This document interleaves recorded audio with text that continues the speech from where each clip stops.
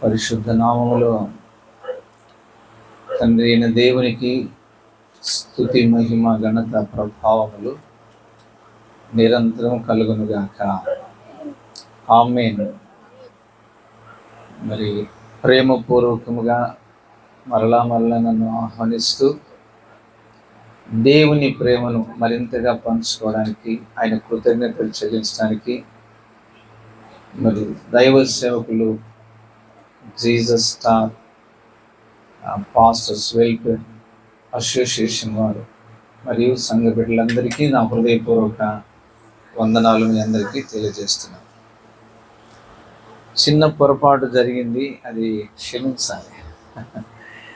నిన్న అంకుల్ గారు ఫోన్ చేశారు, నేను సరే అనేసాను. చూస్తే పిల్లలు పాపం ప్రాముఖ్యమైన మరి మీటింగ్కు, అంటే ఆయన చాలా రోజుల నుండి ఆశించాడు మన సంఘ పెద్ద, దగ్గరగా 10 రోజుల నుండి డేట్ తీసుకున్నాడు. సరే, ఏది ఏమైనా కొంత సమయం నేను మీతో గడిపి మళ్ళీ అటు వెళ్ళాలి కాబట్టి నన్ను క్షమించాలి. నాకైతే తృప్తిగా ఈరోజు గడుపుదామన్న ఆశ ఉన్నది. ఇక్కడ మరొకసారి ప్రభు చిత్తాన్ని బట్టి ప్రత్యేకంగా దైవజనులతో నేను కలవడానికి ప్రభు సహాయం చేయనుగాక. సో ఇప్పుడు ఈ కూటానికి మనం కూడుకోవడానికి గల కారణం ఏంటంటే, ఆ కూటమునకు ముందు ఉపవాస ప్రార్థనలు ప్రతి సంఘంలో కూడా ఎవరి శక్తి కొలది వాళ్ళు చేశారు. అందుని బట్టి ప్రభుకు స్తోత్రాలు. కూటం అయిన తర్వాత, అంటే మీటింగ్స్ అయిపోయిన తర్వాత తిరిగి మరలా కృతజ్ఞత కూటం అన్నది మనం ఏర్పాటు చేసుకోవాలని దైవ సేవకులు నాతో పంచుకున్నప్పుడు చాలా మంచిది అని చెప్పాను. ఎందుకంటే దేవుడు ప్రతి విషయంలో మనల్ని గమనిస్తూ ఉంటాడు. ఆయనకున్నటువంటి గొప్ప ప్రేమ ఏమిటంటే, మనం ఏదో తప్పు చేస్తామని కాదు, కానీ ఆల్రెడీ మనం తప్పుడు మనుషులోనే తెలుసు. మళ్ళీ మనం తప్పులు పట్టుకోవాల్సిన ఇది ఆయన ఉద్దేశం కాదు. ఆయన మన తప్పులను క్షమించి దిద్దుబాటు చేయడమే ఆయనకున్న ప్రేమ. అయితే మనం ఏం చేస్తున్నాము ప్రతి విషయంలోని దేవుడు మనల్ని గమనిస్తూ ఉంటాడు.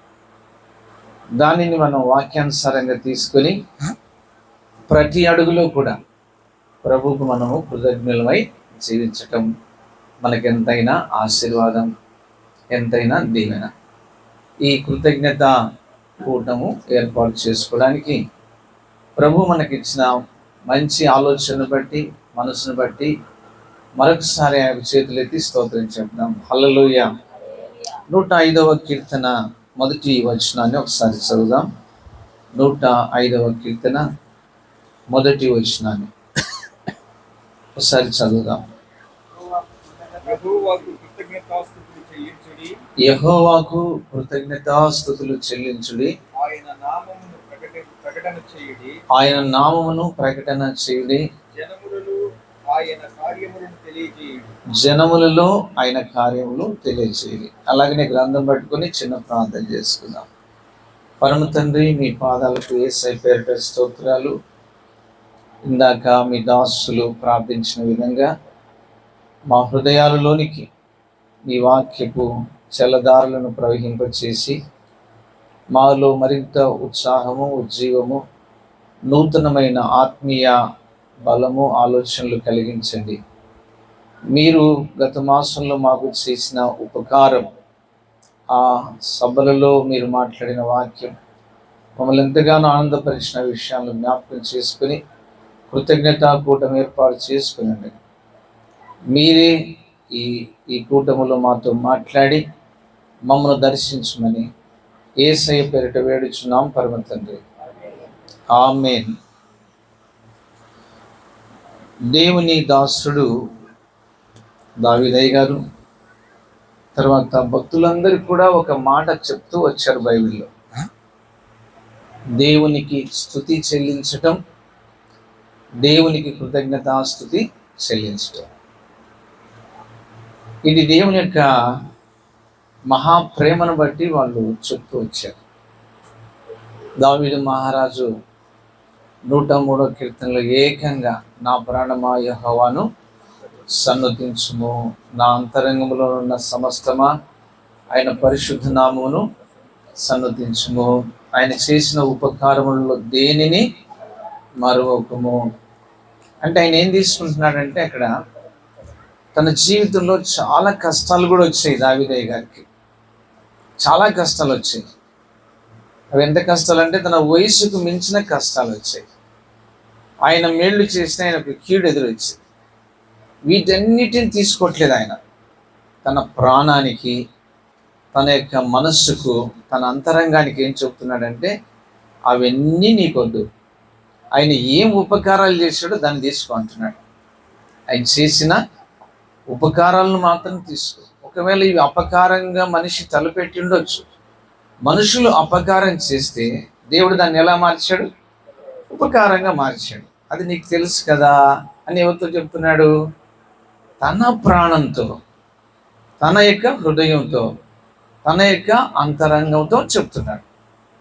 మీరు ఆలోచించండి, మన జీవితంలో ఎక్కువ మనకు తటస్థమయ్యేది అంటే అంతరంగంలో సంఘర్షణ ఉంటుంది ఎప్పుడు కూడా. ఎంతటి సేవకులమైనా, మీరెంతటి విశ్వాసులైనా ఒక సంఘర్షణ స్టార్ట్ అవుతారు. ఏదైనా సమస్య వచ్చిందనుకోండి, ఏంటి దేవుడు నాకు ఇలా సమస్య పెట్టేశాడు, ఏంటి ఒకటి పోతే ఒకటి వస్తూనే ఉన్నాయి అని అనిపిస్తూ ఉంటారు. అయితే దేవుడు ఎన్ని మేళ్ళు చేశాడో దాన్ని సమూయేలు మొదటి గ్రంథం 12:24 చెప్తాడు. మీరు చూస్తే సమూయేలు మొదటి గ్రంథంలో 12 అధ్యాయంలో 24 చెప్తాడు. చూడండి. ఆయన మీ కొరకు ఎన్ని గొప్ప కార్యములు చేశానో. ఏం చేయాలంటమ్మా? మనకేమొస్తాయి చెప్పండి? మనకేం తలంపులు వస్తాయి? అక్క ఎన్ని కష్టాలు పడితిమా అన్నా, ఎన్ని బాధలు పడితిమా పడ్డాం, పర్లేదని చెప్పలేదు. అయితే వాటిని దేవుడు ఏం చేశాడు? మనకు ఉపకారాలుగా మార్చాడు. ఆయన చేసిన మేళ్ళు అంతింత కాదు. దేవుడు మీకు ఎన్ని మేళ్ళు చేశాడో అవి మీరు తలంచుకొని చెప్పమ్మా. మీరు యెహోవా యందు భయభక్తులు కలిగి నిష్కపటులై పూర్ణ హృదయముతో ఆయనను ఆరాధన చేయటము ఎంతో అవసరం. స్తోత్రం. మరి మన జీవితంలో మనము అంటే క్రైస్తవ జీవితానికి, క్రైస్తవ జీవితం కాకుండా లోక జీవితానికి చాలా తేడాలు ఉన్నాయి. క్రైస్తవ జీవితంలో ఉన్న బిడ్డల ఆలోచనలు వేరుగా ఉన్నాయి. క్రైస్తవ జీవితంలోకి రాకుండా, క్రీస్తు నెరగకుండా జీవించే జీవితాలు వేరుగా ఉన్నాయి. యోసేపు అదే అంటాడు, అయ్యా మీరు నాకు ఎన్నో కీడు చేయాలని తలపెట్టారు వాళ్ళ అన్నగారితో, చక్రవర్తి అయిన తర్వాత కలుసుకున్నాక. అయితే దేవుడు దానిని నాకు మేలుగా మార్చాడు. మీరు కీడు చేయాలనుకున్నారు, దేవుడు నాకు మేలుగా మార్చాడు. ఒక పాస్టర్ గారి ఇంటి దగ్గర 3 రోజులైందంట వాళ్ళకు భోజనం లేక. పిల్లలిద్దరు, భార్య భర్త తలుపు బిగించుకొని, ప్రభువా ఎటువైపు నుండి కూడా తినడానికి లేదు, మేము ఎవరిని అడుగుతాం నాయన అని ఉపవాస ప్రార్థన చేశారంట 3 రోజులు. ఎందుకు జరిగిందంటే, ఆ ఊర్లో ఉన్నవాళ్ళు వీళ్ళను బయటికి రాకుండా, సువార్త చెప్పకుండా రాళ్ళతో విసిరిసి కొడుతున్నారంట ఇంటి ముందర నుండి. పిల్లలు పోతే పెద్దలు, పెద్దలు పోతే బయటికి వస్తే ఎవరొకరు కనిపెట్టుకుని కొడుతున్నారట. తలుపులు బిగించుకుని 3 రోజులు ప్రార్థన చేశారు. 3వ రోజు అయిపోయింది. 4వ రోజు ఉదయాన్నే ఎవరు కొట్టారో కొడితే కాకి ఎక్కడో గోడ మీద నిలబడినది, వాళ్ళ గోడ మీద కాకిని కూడా కొట్టారు. కొడితే అది వాళ్ళ ఇంటి ముందర పడి చచ్చిపోయింది. ఇంక ఏదేమైనా వీళ్ళు కొట్టాం కదా, ఇంక అయిపోయింది, రారులే అనుకుని వెళ్ళిపోయారు. వీళ్ళు తలుపు తీసుకుని బయటకు వస్తే చచ్చిపోయిన కాకి ఇంటికి ఎదురుగా ఉందట. 3 రోజుల నుండి తిండి లేదు, నీళ్లు లేవు, వీళ్ళు స్త్రీ రాళ్ళతో కొట్టారు. ఇదేంటి ప్రభువా మాకు అర్థం కాలేదు, కాకిని, చచ్చిన కాకిని పెడితే మేమెట్లా తినేస్తామని మళ్ళీ ప్రార్థన చేశాడంట. ప్రభు అన్నాడంట, నిన్ను తినమని నేను అనలేదు, కాకులతో పోషించిన సంగతి గుర్తుపెట్టుకొని కాకిని తీసుకెళ్ళి కోసుకొని చెప్పాడట. ఓ ప్రభువా, కాకులతో ఆహారం పంపించి పోషించాడు, బాగుంది, ఈ సచ్చిన కాకి నేనేం చేయాలన్నాడు. ఒరే నాయన, సచ్చిన కాకితో పోషిస్తాను, బ్రతికిన కాకితో పోషిస్తాను, నువ్వు దాని ముందు కోసేసుకో అన్నాడు. లోపల తీసుకెళ్ళి అటువైపు వారి కాంపౌండ్లో నీళ్ళ దగ్గర కూర్చొని ప్రార్థన చేసి కోసాడంట. అది ఎప్పుడు మింగినది? ఎవరిదో బంగారు గొలుసు మింగినదంట కడుపులోకి. 2 తులాల గొలుసు కోస్తే 2 తులాల గొలుసు బయటకు వచ్చింది. పాసరం అంటారంట, యేసు ప్రభు బ్రతికిన కాకులతోనే మనుషులు పోషిస్తాడని మనం అనుకున్నాం. చెప్పండి, సచ్చిన కాకులతో కూడా పోషిస్తాడా? చెప్పండి కొట్టి దేవుని కనపడదాం. ఇంత గొప్ప దేవుడా అని వాళ్ళందరికీ ఊర్లో చెప్పారంట. తిరిగి, అయ్యా, మీరు మమ్మల్ని రాళ్ళతో కొట్టడానికి రావడం మాకు మేలైంది, మాకు మేలైంది. మీరు కొట్టకపోయింటే 3 రోజులు ఉపవాస ప్రార్థన చేసేవాళ్ళం కాదు. ఆ కాకి వచ్చి మా ఇంటికాన్ని ఎందుకు రావాలి? మీరు కాకిని కూడా కొట్టారు రాళ్ళతో కొట్టేటప్పుడు, మీకు కనపడింది లేదంటే మేమేం కొట్టలేదు అన్నారంట. మీరు కొట్టారు, అది చచ్చిపడిపోయింది. దాంట్లో బంగారు గొలుసు 2 తులాలు దొరికింది మాకు 2-3 నెలలు, సుమారుగా 5-6 నెలలు పోషణ దొరికిందని చెప్పారట. ఆ మాటలు విని, ఒరే వీళ్ళ దేవుడు నిజంగా గొప్ప దేవుడు రా అని చెప్పి సుమారుగా జనం ప్రభువుని నమ్ముకోవడం మొదలు పెట్టారట. ప్రభువుకు కృతజ్ఞతాస్తుతులు చెల్లించండి. 2వ మాట అక్కడ ఉంది, ఏముంది? 105వ కీర్తనలో, ఆయన నామమును ప్రకటన చేయండి. 3వ మాట ఉంది, ఆయన కార్యాలు తెలియజేయండి. ఆయన కార్యాలు చేసే దేవుడు, తెలియజేయండి.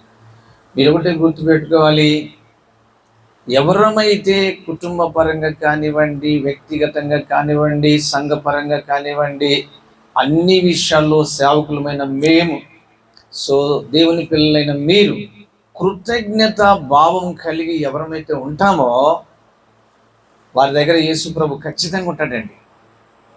100%కి 100% ఉంటాడు ఆయన.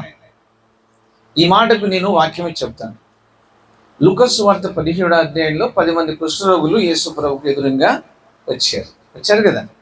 ప్రభువా, మాకు బాగు చేయండి, మాకు సాయం చేయండి, కనికరించండి అన్నారు. సరే, మీకు నమ్మకం ఉంటే వెళ్ళి యాజకుని చూపించుకోండి, పదండి వెళ్ళండి అని చెప్పాడు. వెళ్ళిపోండి.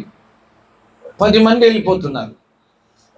వెళ్తుండగానే 10 మంది కుష్ఠరోగులు బాగా అయిపోయారు.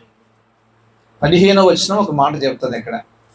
15వ వచనంలో, 17వ అధ్యాయంలో 15వ వచనం, వారిలో ఎంతమంది అండి?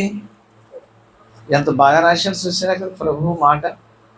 10 మంది బాగుపడ్డారు, కానీ ఒక్కడు మాత్రమే తనకు స్వస్థత కలుగుట చూసి గొప్ప శబ్దముతో, గొప్ప శబ్దం అంటే మీకు అర్థం కావాలి కదా, అందరూ వినబడేటట్లు, అయ్యో ఇంతకాలం కుష్ఠరోగంతో నా ఇంటి వాళ్ళందరితో వెలివేయబడ్డాను, దిక్కుమాలిన బ్రతుకు బ్రతికాను, చీము రక్తంతో తినడానికి కూడా ముద్ద పట్టుకొని వెళ్ళడానికి కూడా నాకే అసహ్యం అయిపోయింది, ఏం బ్రతుకో, ఇలాంటి బ్రతుకును నా దేవుడు కేవలం తన మాటతో బాగు చేశాడు, స్తోత్రం అని బిగ్గరగా కేకలేస్తూ గొప్ప శబ్దముతో వచ్చి దేవుణ్ణి మహిమపరిచి ఆయన కృతజ్ఞతాస్తుతులు చెల్లించి ఎక్కడున్నాడో చెప్పండి, ఆయన పాదముల యొద్ద సాగిలపడెను. స్తోత్రం, హల్లెలూయా. ఇప్పుడు యేసయ్య పాదాలు ఎవరి చేతుల్లో ఉన్నాయో మీరు చెప్పండి ఒకసారి. ఒకటి కాదు, ఎవరు కృతజ్ఞతగా తిరిగి వచ్చారో, ఎవరు కృతజ్ఞులయ్యారో, ఎవరు కృతజ్ఞత కలిగి పరిగెట్టుకుంటూ వచ్చారో వారి చేతుల్లో యేసయ్య పాదాలు ఉన్నాయి. అతని ఎదుట యేసయ్య సాక్షాత్తుగా ఉన్నాడు. యేసయ్య పాదాలకు ఆయన చేతులు ఉన్నాయి, యేసయ్య పాదాలు ఆయన చేతుల్లో ఉన్నాయి.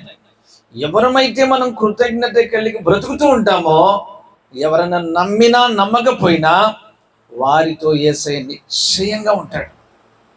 ఈ కొంచెములో ఆయనకు మనం కృతజ్ఞత కలిగి బ్రతుకుతున్నాం. ఇక్కడ చాలా మంది మరి చూసిన వాళ్ళే, మన నంద్యాలలో యేసు కృపా మందిరం పరిస్థితి. దేవనగర్లో నేను కొద్దిగా 3-4 ఏళ్ళు ఉన్నాను. అక్కడ వాళ్ళు ఖాళీ చేయమని చెప్పేశారు. కుదరదంటే సరే దేవాన్ని చిత్తమని ఏం చేయాలనో తెలియక కన్నీళ్లు కాస్తూ ఊరు వెళ్ళిపోదామా, అవమానాలు అయిపోతాయి, మరి దేవుడు పిలిచాడు కదా అని కన్నీళ్ళతో ప్రార్థన చేస్తే అనుకోకుండా ఒక ముస్లిం సహోదరుడు మాకు పరిచయం అయ్యాడు. అయ్యా ఎక్కడన్నా స్థలం ఉంటే చూపిస్తానంటే, నేను మీడియేటర్ అయినండి చూపిస్తానన్నాడు. చూపించారు. డబ్బులు మా దగ్గర లేవు కానీ మేమైతే స్థలం చూసాం.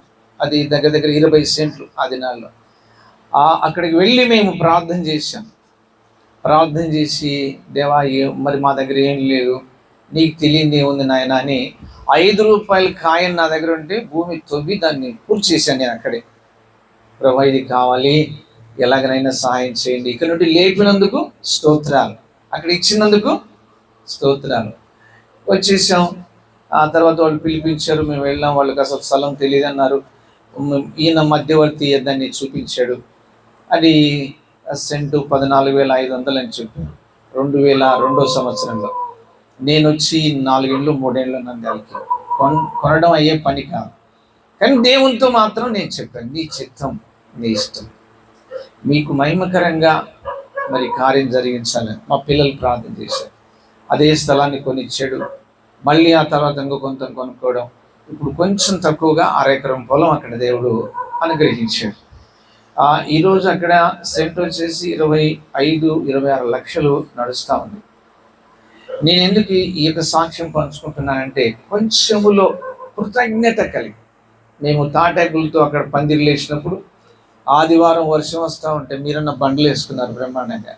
మాకు బండ్ల ఇంకెక్కడివి తర్వాత వచ్చే బండ్లు. అంత వరి పొట్టు తెచ్చి ఆదివారం, వరి పొట్టు మీకు తెలుసుగా, వరి పొట్టు తెచ్చి చల్లేస్తారు. అక్కడ నర్సులు వస్తారు, పాపం తెల్ల డ్రెస్సులు వేసుకుని పెద్దవాళ్ళు వస్తారు. నేను చెప్పేవాడిని, మోకరించి ప్రార్థన చేయండి, దీంట్లోనే కృతజ్ఞత కలిగి బ్రతుకుదాం. దేవుడు మనకు రాజకోట లాంటి మందిరం కట్టిస్తాడు. నా హృదయంలో దేవుడు అది పెట్టాడు. ఇది కాదు మనది, ఈ బురద నీళ్ళు కాదు, రాజకోట లాంటి మందిరం కట్టిస్తాడు అని చెప్పాను. అద్భుతంగా దేవుడు 2014 అంతా మందిరం ఓపెన్ చేశాడు. మనం కలిగిన దాంట్లోనే కృతజ్ఞత. ఇప్పుడు మీటింగ్ జరిగిన దాంట్లోనే మనం ఎందుకు కృతజ్ఞత చెప్తున్నాం అంటే, అందుకంటే ఆయనకు మనం ఏం చేయలేం కదా. ఏమి ఇస్తాం? ఏమీ ఇవ్వలేం. ఎవరమైతే, ఏ సంఘం అయితే, ఏ కుటుంబం అయితే, ఏ వ్యక్తిగత బిడ్డ అయితే కృతజ్ఞత కలిగి జీవిస్తూ ఉంటారో, సిలువ వేయబడి పాప పరిహారం జరిగించి, పాప విమోచన కలిగించి, పునరుద్ధానుడై తిరిగి లేచిన దేవుడు, తన ప్రియ కుమారుడైన యేసుక్రీస్తు ప్రభుని మనకు బలిగా ఇచ్చిన దేవుడు మనకేం తక్కువ చెయ్యడని చెప్పిన వాక్య ప్రకారంగా ఆయనకు మనం కృతజ్ఞత కలిగి బ్రతికినట్లయితే, ఇక చూడండి, ఆయన పాదాలు మన చేతుల్లోనే ఉంటాయి. ఆయన మన దగ్గరే ఉంటాడు. ఆయన పాదాల మీద మన చేతులు ఉంటాయి, మన శిరస్సు ఉంటుంది. ఆయన మన ఎదురుగానే ఉంటాడు. అయితే ప్రభు ఒక క్వశ్చన్ చేశాడు అక్కడ, ఈ ఒక్కడే వచ్చాడు కేకలేస్తూ, మిగతా 9 ఎక్కడ? అంటే కృతజ్ఞత లేని వారు ఎక్కడ? కృతజ్ఞత లేని జీవితాలు ఎక్కడ అన్న ప్రశ్న వేశాడు. వాళ్ళు తిరిగి లోకంలోకి వెళ్ళిపోయారు. వాళ్ళ దగ్గర యేసు ప్రభు లేడు. స్వస్థత అయితే అందరికీ ఇచ్చేసాడు ఆయన. అందుకు దైవజనులు కూడా సంఘాలుగా మీరేం చేయాలంటే, ఉన్న ఆత్మలను బట్టే దేవునికి థ్యాంక్స్ చెప్తూ ఉండాలి. ఉన్న పరిస్థితిని బట్టే దేవుని కృతజ్ఞతలు చెబుతూ ఉండాలి. ఉన్నటువంటి స్థితిని బట్టే దేవుని కృతజ్ఞతలు చెబుతూ ఉండాలి. ఎప్పుడైతే ఇలా చెప్తుంటామో ప్రభు మనతోనే ఉంటాడు. ప్రభు మనతో ఉన్నప్పుడు ఇంకా లేఖనాలు చాలా ఉన్నాయి కదా, మనం ఇప్పుడు పంచుకోలేము. ప్రభువు మనతో ఉంటే ఇంకా మనకేంటి తక్కువ చెప్పండి? ఇంకేమైనా తక్కువ ఉందా? ఎవరో ఒక మహారాజు అడిగాడంట, మీ గ్రామాలలో, నా దేశంలో ఏమేం కావాలో కోరుకోండి, 4-5 నెలలు టైం ఇస్తాను కోరుకోండి అంటే, ఒక్కొక్కరికి కోరికలు, ఉద్యోగాలు, ఇండ్లు నానాకం అడుగుతున్నారట. ఒక అతను రోజు వస్తాడంటే ఏం అడగడంటే, యవనస్తుడు, ఏం బాబు రోజు వస్తాను ఏం అడగవేంటారా అని మంత్రి అడిగాడు. ఏం పలకలేదు. మహారాజా, ఈ బాబు రోజు వస్తాడు, 25 ఏళ్ళు ఉన్నాయంటే ఏం అడిగాడు. అందరు అడిగేసి పొలాలు ఇవి అవి అవి తీసుకొని పోతున్నారు, ఉద్యోగాలు ఏం కావాలంటే వాళ్ళ కరువు అంతా తీరిపోయేటట్టు అడిగి తీసుకుపోతున్నారు. వీడు ఏం అడిగాడంటే పిలిచాడంట, రమ్మని చెప్పు, ఏం కావాలైనా. ఏం లేదు మహారాజా అన్నాడు. అరే ఏం లేకుంటే నా దగ్గరికి వస్తావు అన్నాడు. ఏం లేదు, నాకు ఒక కోరిక ఉంది. ఏమన్నాడు? నెలకు ఒకసారి మీరు మా ఇంటికి వచ్చి భోజనం చేయాలి అన్నాడట. నెలకి ఒకసారి వచ్చి మా ఇంట్లో భోజనం చేయండి, నీకేం కోరికరా అంటే మంత్రి అన్నాడు, ఆయన రాజురా అన్నాడు. రాజు కాబట్టి నేను అడుగుతున్నా, నేను బీదవాణ్ణి, నాకేం పెద్దగా ఏం లేదు, కానీ అయ్యగారు నా ఇంటికి వస్తే అదే చాలు, నాకేమొద్దు. అందరికి అన్ని ఇచ్చాడు కదా ఆయన. నేను ఒక ముద్ద అన్నం పెట్టాలనుకుంటున్నాను మహారాజు గారికి, నా ఇంట్లో నా రాజు అన్నం తింటే నాకు అంతే చాలు అన్నాడు. మీకు అర్థమైందా కాలేదా? వాళ్ళు ఏమందరూ లాక్కుపోయారు. నేను మా రాజుగారికి ఏం పెట్టాలి? ఓ ముద్ద అన్నం పెట్టాలి. ఫస్ట్ టైం వచ్చినా పర్వాలేదు, మళ్ళీ మాటి మాటి రాకపోయినా పర్లేదు, ఒక్కసారి వస్తే చాలు అన్నాడు. రాజు ఇట్లా చూసి, మంత్రి వెంటనే స్టార్ట్ చేయన్నాడట. వస్తా పోరా అన్నాడు. పోయి ఊరు చూస్తే ఊరంతా, ఇప్పుడు నేను ఇక్కడ వస్తుంటే మా కారు ఇట్టేట్ అంటారు చూడండి, కొన్ని చోట్ల అన్ని చోట్ల గుంటలు గుంటలు ఉందంట రోడ్డు. వాళ్ళ ఊరికి సుమారుగా 20 కిలోమీటర్లు 30 కిలోమీటర్లు వెళ్ళాలి. చూస్తే గడ్డి గురిసి అంట ఇల్లు. మంత్రి అన్నాడంట, నువ్వేం మనిషిలో, నేను ఇక్కడ నుంచి ఆయనకేం అన్నం పెడతాను అన్నాడు. ఏమోలే మంత్రి గారు, అందరన్నీ తీసుకెళ్తున్నారు, నా రాజుకు, నా దేశాన్ని పరిపాలన చేసి ఇంత ప్రేమ గల రాజుకు ఎవరు అడిగితే అది ఇస్తున్న రాజుకి ఒక్క ముద్ద నేను అన్నం పెడితే నాకు అదే కదా ఆశీర్వాదం అన్నాడట. నువ్వు తక్కువడు కాదు రోయ్, నువ్వు చాలా పెద్దోడు ఎందుకు అని రోడ్లు వేయించడం మొదలు పెట్టాడంట మంత్రిగా. ఎవరి కోసం వేపిస్తాడమ్మా? రాజు వస్తే పళ్ళు రాలగొడతాడు మంత్రిని. రోడ్లు వేయించడం మొదలు పెట్టారు.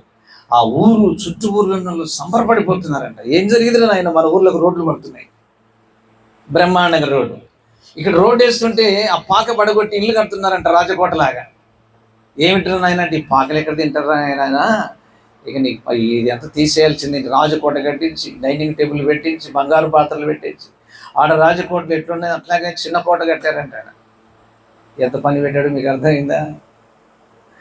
యేసురాజు మన ఇంటికి రావాలి. అమ్మే, మన ఇల్లు పరలోకంగా మారిపోతాయి. ప్రభు ఈ మాటలు దీవించింది గాక.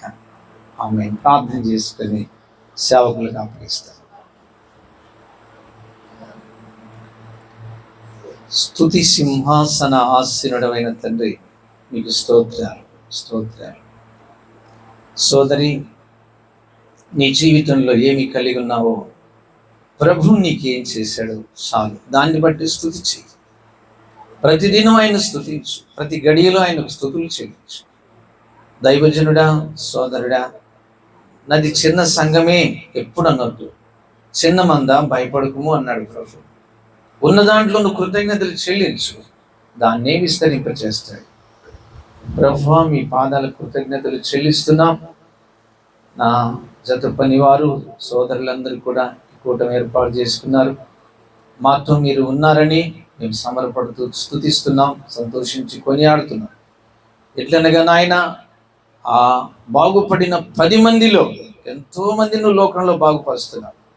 ఒకరు మాత్రమే నీ కృతజ్ఞతలు చెల్లించారు, వారి చేతుల్లో నీ పాదాలు ఉన్నాయి, అతని ఎదుట మీరున్నారని లేఖనాల ద్వారా మాకు రుజువు చేశారు. ఓ దేవా, మా అందరి ఎదుట మీరు ఉన్నారని నేను నమ్ముచున్నాను. ఈ Jesus star pastors welfare association బిడ్డలతో మీరు ఉన్నారు.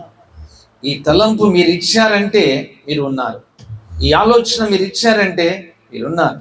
దీన తల్లులతో ఉన్నారు, సంఘాలతో ఉన్నారు, మాతో ఉన్నారు. ఇది 100కి 100 పాళ్ళు సత్యమయ్యా.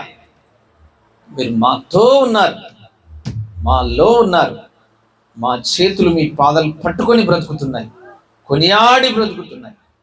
నిరంతరం ఇట్టి కృతజ్ఞత కలిగి మీ కార్యాలు మేము ఇంకా లోకానికి ప్రకటన చేయటకు, తెలియజేయటకు సహాయం చేయమని మరొకసారి దీన సేవకులను, కుటుంబాలను, సంఘాలను, కుటుంబాలను, అల్పుడను, అధముడును, అపాత్రుడనైన నన్ను కుటుంబాన్ని శాశ్వత కృపతో నింపి నడిపించు. యేసయ్య పేరిట వేడుచున్నాం పరమ తండ్రి, ఆమేన్.